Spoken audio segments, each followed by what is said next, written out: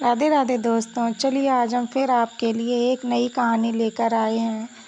उम्मीद करते हैं शायद आपको ये कहानी पसंद आए।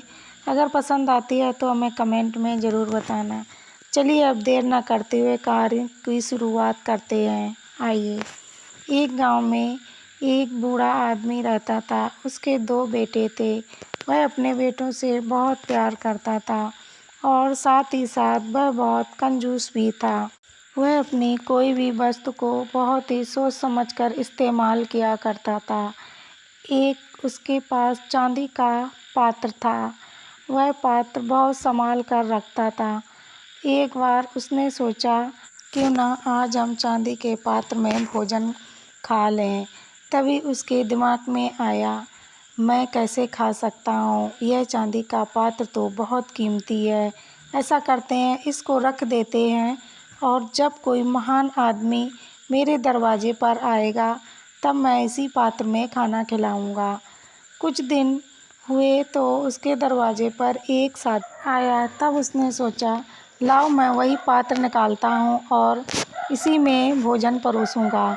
तभी वह संदूक के पास गया और उसने संदूक खोला। फिर उसके दिमाग में आया, ये तो चलता फिरता साधु है, इसका ना कहीं ठिकाना ना कुछ पता। मैं इसको चांदी के पात्र में क्यों खाना खिलाऊं?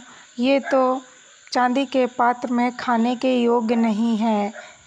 और फिर कभी किसी दिन कोई महान आदमी आएगा तब मैं ये संदूक खोलूंगा। और इतना कहकर वह संदूक में ताला मार देता है। फिर आके अपने काम में जुट जाता है। फिर कुछ दिन बाद राजा का मंत्री एक दिन उसके घर पर खाना खाने के लिए आया। तभी उसने सोचा, लाओ आज मैं संदूक खोलकर चांदी का पात्र निकालूं और उसी में इन्हें खाना खिलाऊं। खोलने के लिए जाता है, तभी उसके दिमाग में फिर खुरापाती आती और बोलता, मैं इसको चांदी के पात्र में क्यों खिलाऊं? ये तो राजा का मंत्री है, राजा थोड़ो ना है जो मैं इसको खाना खिलाऊंगा।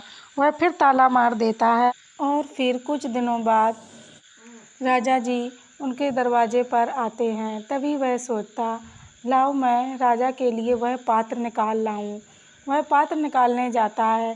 फिर उसके दिमाग में आता, अरे मैं इनको क्यों खाना खिलाऊं?